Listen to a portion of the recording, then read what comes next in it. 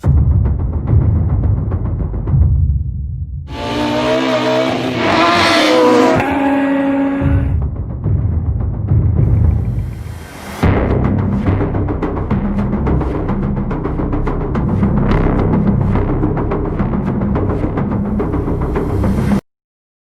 everyone, I'm Professor Neerav Mehta from LG Institute of Technology and Engineering.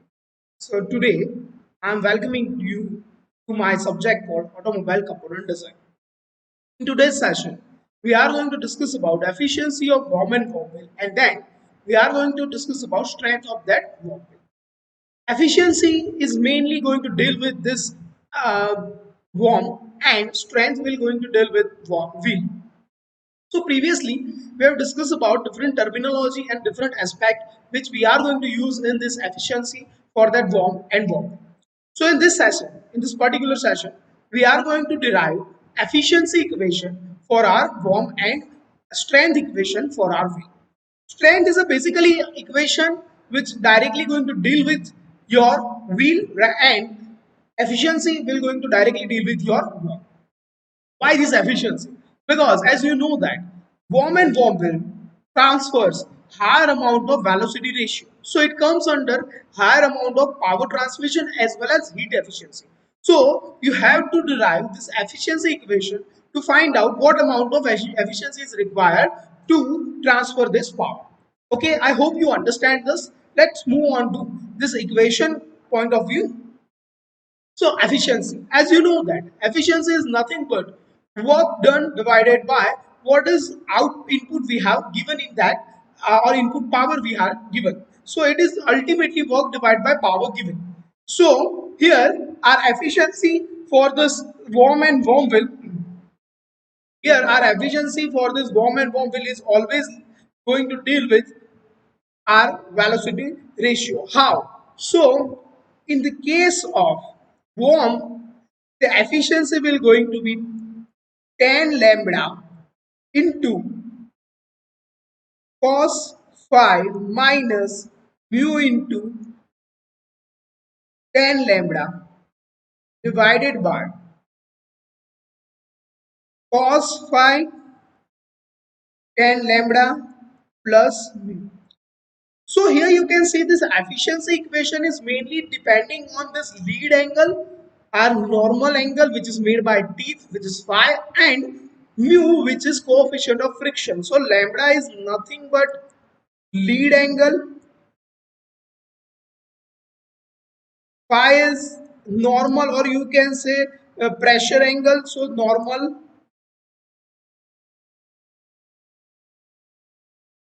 pressure angle, and mu is coefficient of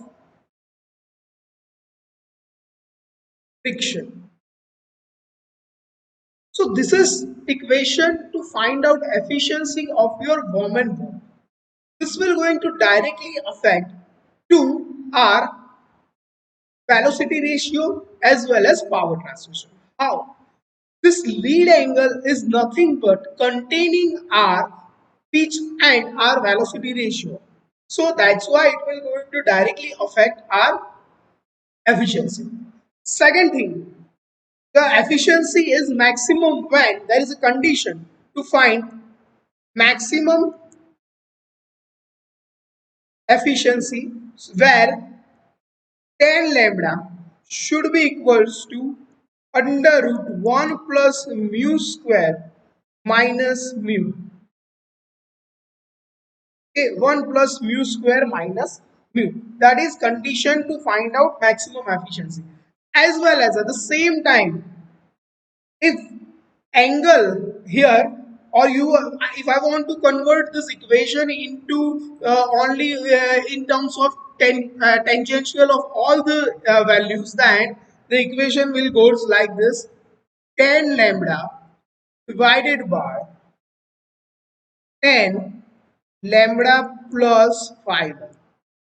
So this phi 1 is nothing but mu, so phi 1 is equals to mu, which is angle of friction.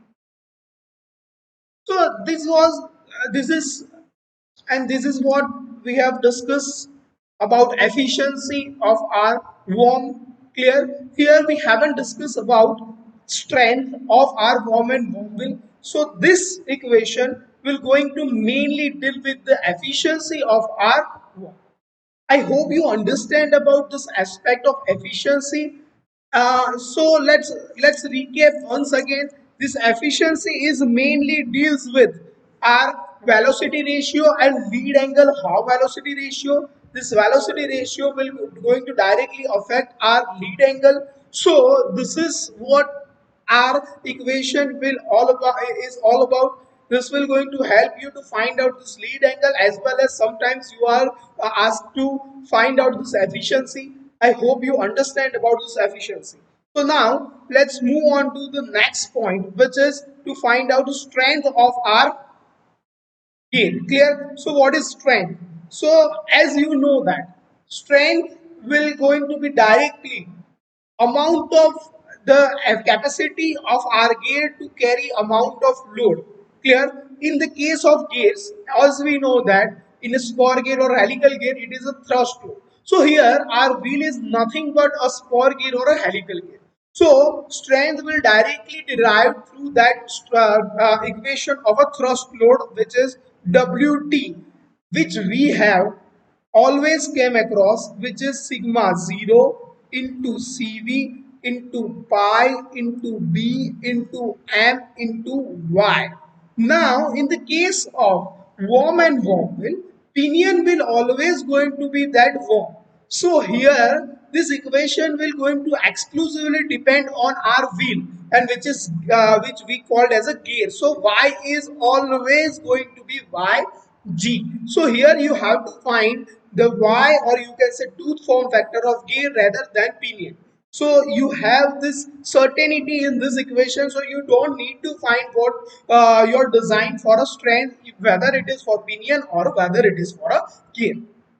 Second step, because of this yt or wt, there is also called axial force, and axial force will directly depending on your thrust load, and axial force is nothing but axial force will going to act on your which is going to directly affect on your Wt. So axial force Wa will be Wt divided by cos Wt divided by tan lambda. So our axial load, this axial load will going to act upon your worm. Clear? That Wt it is act on your wheel. So Wa will act on your worms. Clear? I hope you understand this. Now sigma 0, it's also for that sigma g, because as I have told you, in the case of worm and worm wheel, strength is always going to determine of that R gear rather than worm. So CV will be for this worm is always going to 6 upon 6 plus V. So here we know that where V is the velocity of our gear. So velocity will going to be look like this pi dg ng by 60. So this will going to be our velocity. Now yg, what will going to be yg? The yg for 14 and a half, 0.124 minus 0.684 by tg. This is for 14 and a half when our phi is 14 and a half degree. Clear? For 20 degree, yg will be 0.154 minus 0.96912 divided by Tg. This is for 20 degree. So these are our tooth form factor. Now let's discuss about Wd, which is dynamic load. So Wd will going to be Wt by Cv. In the case of our worm and worm wheel, Wd will going to be Wt by Cv. Clear? Okay. So actual tangential load is Wt and Wd is dynamic load. Now let's discuss about static load. For a static load Ws, it is sigma E, which is endurance strength. Clear? Everything will going to be same pi m y. So this is your static load. Here we are not going to multiply this with CV, clear? Or you can also call it a flexion load. Now WW, which is nothing but let's discuss this in next slide, which is WW. Clear, WW is nothing but wear load. Clear, wear load WW, which is equals to DG into B into K, where DG is nothing but diameter of gear, B is our face width, K we can find out K from sigma ES square into sine phi divided by 1.4 into 1 upon EP plus 1 upon EG. Clear? For this particular gear, we can take it as standard value for this. We will going to discuss in when we are going to deal with an example. So I hope you understand all the aspect of this strength and efficiency very well. This two aspect will going to affect or will going to implement in our design of our worm and worm will. I hope you understand it very well. Let's recap the strength once again. Strength, it is nothing but our thrust strength against thrust load, which is WT, which is sigma 0 CV into pi into B into Y into YG. Here, where and from that we have to find this WA, which is axial load act on your worm. Clear, which is WT here WT by tan lambda. Tan lambda is the lead angle, clear, where CV is 6 upon 6 plus V and V is pi dg ng upon 60. Here we are going to use each and every aspect of design for a gear rather than worm. Clear, YG will going for 14 and a half degree. It is 0.124 minus 0.684 divided by DG, and for YG, which is 20 degree, which is 0.154 minus 0.912 divided by TG.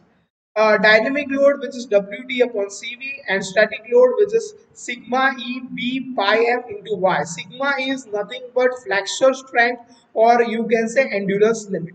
In next slide, we have discussed about wear load. This wear load is dgb into k, where k is sigma E square endurance limit sine phi upon 1.4. Phi is normal pressure angle. EP and EG is elastic limit of our warm and warm.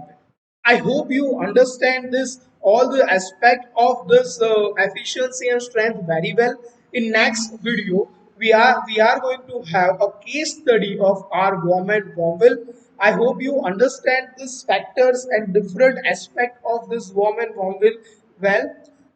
If you have any doubt regarding this efficiency and strength of warm and warm will, you can directly contact me. Thank you. Thank you so much. So we are ending with here.